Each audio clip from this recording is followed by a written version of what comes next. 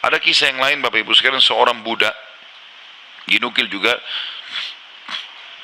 dia sangat soleh. Karena solehnya, waktu lagi diperjualkan, belikan di pasar, maka ada seseorang orang soleh juga kaya beli dia. Lihat ini orang kelihatannya soleh, ucapan-ucapannya selalu mengucapkan nama Allah. Diajak ke rumahnya orang soleh ini, orang kaya, lalu dikatakan, pilihlah tempat yang kau mau. Ada banyak budak-budaknya yang pekerja, pilih yang kamu mau. Dia tunjuk tempat yang paling pojok dan sudah agak rusak. Dia bilang ini saja. Kata tuannya, kenapa kau pilih tempat ini? Dia bilang, karena tempat ini akan menjadi indah kalau digunakan berhubungan dengan sang raja, Allah subhanahu wa ta'ala.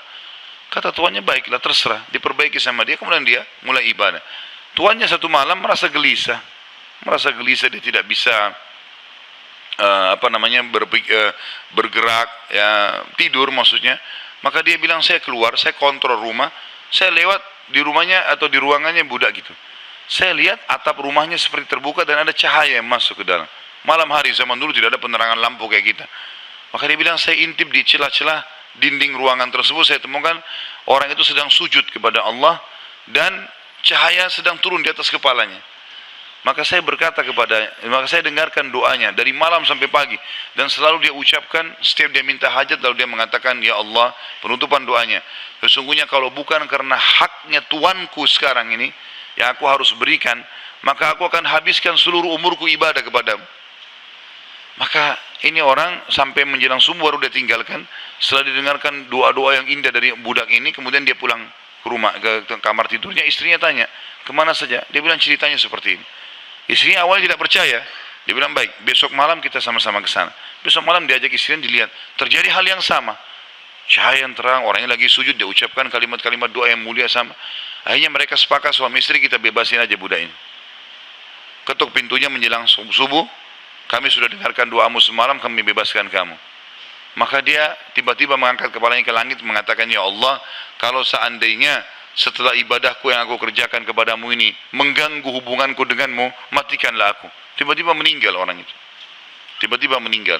Tapi di sini saksi bahasan adalah bagaimana kedekatan seorang budak pun posisinya, dia seseorang yang sangat miskin, susah diperjualbelikan, tapi kedekatannya dengan Allah tidak mengganggu pekerjaannya, dan itu tidak penting bagi Allah subhanahu wa ta'ala. Seseorang harus tahu masalah ini. Kisah yang lain disebutkan, ada seseorang miskin, punya anak sekian, beberapa orang. Ini kisah-kisah salafus saleh dulu.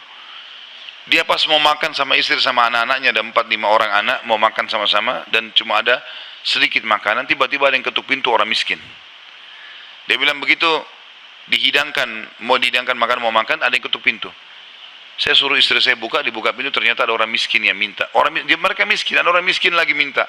Kami sudah sekian hari nggak makan, berikanlah makanan. Istrinya tanya dia, kasih makanan. Dikasih makanan semuanya. Karena kalau dibagi dua juga nggak cukup. Orang itu juga punya anak banyak. Dia sama istrinya orang mukmin. Berjalan waktu beberapa saat setelahnya, kalau kita mungkin berapa jam, kelaparan semuanya. Anak-anak lapar, dia lapar, istrinya lapar. Tengah malam nih. Ya, kalau kita sekarang di awal malam, jam 12 malam gitu. Istrinya bilang, bagaimana? Anak-anak menangis semua kelaparan. Kita juga kelaparan semua. Dia bilang, baiklah, saya akan keluar, saya akan cari rezeki Allah. Nanti Allah akan kasih nanti. Dia bilang, orang ini cerita, dia bilang, saya keluar dari rumah, saya pergi ke masjid dekat rumah. Kemudian saya sholat malam, sambil berdoa kepada Allah. Dan kalimatnya, saking manjanya sama Allah, mengatakan, ya Allah, sesungguhnya engkau tahu kalau saya dan istri saya dan anak-anak saya kelaparan malam ini. Jadi bahasanya semua dirincikan, minta kepada Allah pada hal-hal yang kecil pun, minta makanan kepada Allah.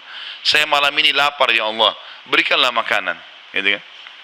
Dikatakan dalam kisah ini, ada seorang amir bisa kita katakan raja atau gubernur wilayah itu, sudah seminggu gelisah mau bertobat kepada Allah. Sudah seminggu gelisah mau bertobat kepada Allah. Maka dia pun gelisah. Amir ini malam itu dia nggak bisa tidur. Dia keluar, dia ambil makanan terbaiknya, harta terbaiknya dari emas berkantong-kantong, dibawa sama dia. Dia bilang, ya Allah, sebagai bentuk taubatku kepadamu, maka aku akan membagikan ini kepada orang yang membutuhkannya malam ini. Dan aku tidak akan memegang tali kekangan kuda ini, aku akan biarkan dia menuju ke arah yang manapun kau pandu. Maka kudanya pun jalan, hanya masuk ke dalam masjid yang ada orang susah tadi. Ini kisah nyata. Pada saat masuk, dia bilang, Amir ini bilang, saya tidak tahu kenapa kuda saya ke sini, tapi ini rumahnya Allah, pasti ada sesuatu. Dia bilang saya turun dari kuda, saya masuk, saya temukan orang itu lagi berdoa. Dan doanya minta makanan. Maka saya pun berkata kepada orang tersebut setelah dia salam, saya sudah dengarkan doamu, dan saya salah satu hamba Allah, dia bilang, dan saya pemimpin amir ya, wilayah ini, saya niat taubat dan saya ingin memberikan ini, maka saya berikan kepadamu. Ambillah harta ini, uang ini cukup untuk dia menjadi orang kaya karena banyak sekali, dan makanan juga sudah cukup. Dan dia bilang, amir ini bilang, pemimpin ini bilang, kalau seandainya kau butuh apa-apa datang ke istana saya saja. Jawaban orang itu di depan raja tadi, pemimpin wilayah ini, dia bilang, kalaupun saya butuh, saya tidak akan datang kepada anda, tapi saya akan datang kepada Tuhan anda dan Tuhan saya, Allah yang telah membuat anda datang malam ini membawakan makanan. Coba kita bayangkan kalau kita di posisi orang ini, teman-teman sekalian. Kalau misalnya kita lagi punya hajat, kemudian ada satu orang yang kaya datang kepada kita. Kemudian dia menawarkan kepada kita solusi, misalnya kita terlilit utang, atau misalnya kita mau bayar rumah sakit, atau apa saja. Lalu datang orang mengatakan, baiklah saya akan bayarkan. Mungkin pikiran kita pendek sampai di situ. Kita akan mengatakan, baiklah. Apalagi dia bilang, pokoknya butuh apa saja datang ke saya. Ini nomor telepon saya. Saya yakin kita akan lupakan Allah itu. Kita akan ke orang itu. Ambil pelajaran dari orang soleh ini.